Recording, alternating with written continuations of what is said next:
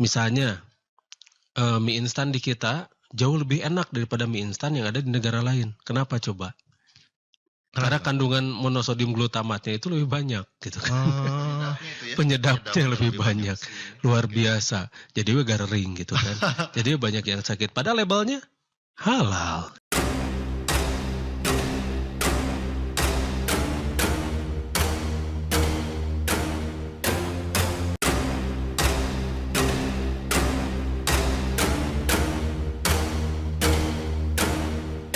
Kita lanjut dulu dengan yang namanya tadi berpikir dan kan? bertabayun. Betul. Nanti kalau mau ngikutin doktrin itu kan apa? Dogma. Dogma ajaran Iya. gitu Kang ya? Bukan ajaran. Bukan ya?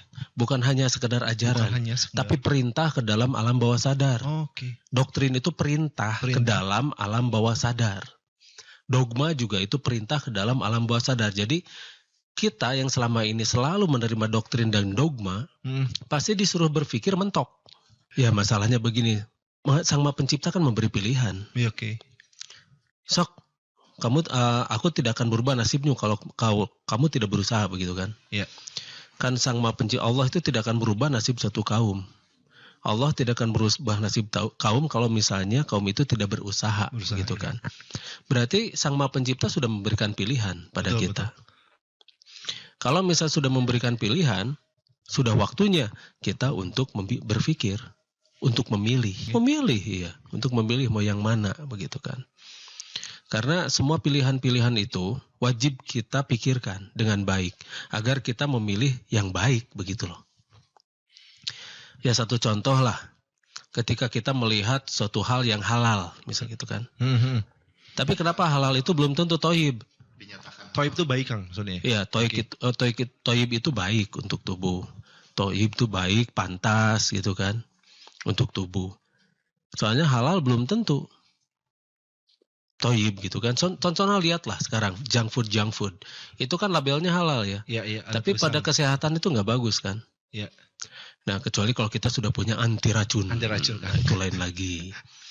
Nah misalnya mie instan di kita jauh lebih enak daripada mie instan yang ada di negara lain. Kenapa coba? Karena kandungan monosodium glutamatnya itu lebih banyak gitu kan. Penyedapnya lebih banyak. Luar biasa. Jadi we garing gitu kan. Jadi banyak yang sakit. Padahal labelnya halal. Iya. Nah makanya yang justru itu harus toyib. Toyib. Ternyata. Iya harus toyib. Karena seharusnya yang penting itu sertifikat toyib. Yang penting itu sertifikat kan? Iya, karena dilihat dari proses pembuatannya kan. Apakah proses pembuatannya menggunakan zat-zat yang merugikan kesehatan? Apakah prosesnya itu memenuhi syarat untuk membuat tubuh kita menjadi lebih baik? Nah, itulah toyib. Kalau misalnya hanya sekedar halal, ya boleh-boleh aja gitu kan. Masalahnya sekarang di rokok ada tulisan halal nggak? Nah itu. Malah ada peringatan bisa menyebabkan serangan jantung, kanker, gangguan kehamilan dan janin. Bibir pecah-pecah mah tengah rokok ditampilingan itu. Bibir pecah-pecah dan bengep. Malah ada gambarnya juga Kang, selain tulisan peringatan. Iya, justru itu. Tapi kenapa itu tidak dilarang gitu kan? Nah ini masalahnya. Ujung-ujungnya lagi mah ya ini lagi lah, duit lagi. Oke. Nah sekarang kenapa kita tidak mencari yang toyib dulu? Kenapa harus halal dulu, bukan toyib dulu? Justru yang semestinya kita menyusur sampai benar-benar tahu produk yang kita makan ini apa dan bagaimana. Ditelusuri Kang ya? Harus ditelusuri. Kalau misalnya kita ada lembaga untuk penelusurannya seperti itu. Kang sudah ada gini, oke lah. Sudah ada, tidak ada masalah. Tapi sekarang apakah lembaga yang berhak mengeluarkan sertifikat itu siapa gitu kan sekarang? Apa lembaga apa dan siapa gitu kan? Jangan sampai salah lembaga. Misalnya LSM atau Ormas itu mengeluarkan sertifikasi tentang halal itu. Nah, apakah semacam begitu negara ini gitu kan? Nah itu pilihan sih ya, itu pilihan. Silahkan. Yang jelas saya tidak protes. Karena bukan apa-apa. Ketika kita mempergunakan akal, kita mengerti segala sesuatunya itu dengan baik dan benar. Dan kita paham. Apapun itu kita akan memahami dengan baik dan benar karena kita akan menelusuri. Itu kuncinya, penelusuran. Jadi bukan yang namanya menerima begitu saja. Oke. Kalau misalnya kita menerima begitu saja, terus kemudian pasrah begitu saja, ada ini mah kata ini sudah begini-begini, kata itu begitu, ya itu mah kita tidak mempergunakan akal kita dong, gitu kan. Kita tidak nurut pada Sang Maha Pencipta. Sedangkan kita diwajibkan untuk menurut, mengikuti apa yang Sang Maha Pencipta perintahkan. Karena itu untuk kita, bukan buat Sang Maha Pencipta.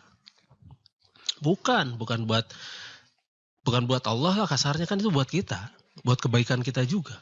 Jadi Allah mah kita mau sholat, kita mau itu tetap atau enggak juga, Allah mah tetap ada ngajigri gitu kan. Iya.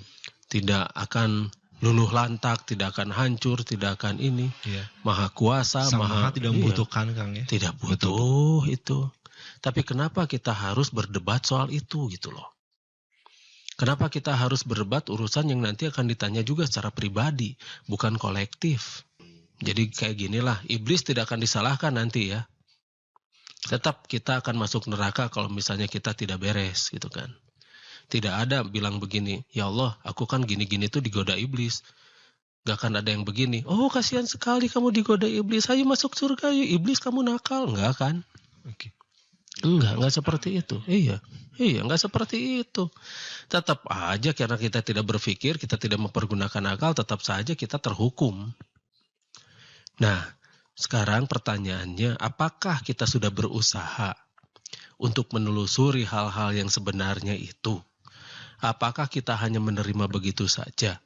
Apakah kita ini hanya sekedar mengikuti perintah orang-orang yang terdahulu? Sedangkan kita bersaksi bahwa tidak ada Tuhan selain Allah dan kita bersaksi bahwa Muhammad itu utusan Allah. Ya. Coba telusuri sendiri. Jangan hanya sekedar mau disuapi saja. Katanya saja gitu kan. Iya, karena agama itu bukan katanya dan katanya. Karena nanti kalau yang bahaya itu kalau kita sudah dipergunakan, maksudnya dimanfaatkan, atau maksudnya lagi diperalat. Karena ketika kita sudah diperalat, nanti ujung-ujungnya adalah kepentingan, semua kepentingan. Jadinya kita hanya sekedar makhluk-makhluk yang seperti kerbau dicucuk hidung. Hanya sekedar mengikuti perintah dari orang ini. Tanpa paham Kang ya tentang apanya itu. Ya makanya kita berpikirlah. Saya juga mengajak berpikir kan. Tidak harus mengikuti apa saya yang perintahkan, enggak. Misalnya ketika melatih jurus juga. Misalnya nendangnya nggak bisa sama seperti saya nggak pernah protes. Yang penting substansinya kena gitu kan. Dan sebagainya. Gerakan kita jadi buruk, tidak ada masalah gitu kan. Jadi ini banyak logika-logika yang terbalik dan sengaja itu disebarkan di masyarakat agar masyarakat itu menjadi turun. Itu hal yang benar gitu ya. Iya, jadi turun. Dan itu memang rekayasa. Itu memang direkayasa. Makanya lihat, ini ditularkan, terus ditularkan, sehingga kita menjadi orang-orang yang gampang diatur. Itu yang mereka mau. Kalau gampang diatur, gampang kan ada kalau misalnya ada kepentingan kepentingan kelompok tadi Kang ya. Iya. Ujung-ujungnya mah ke sana lagi lah.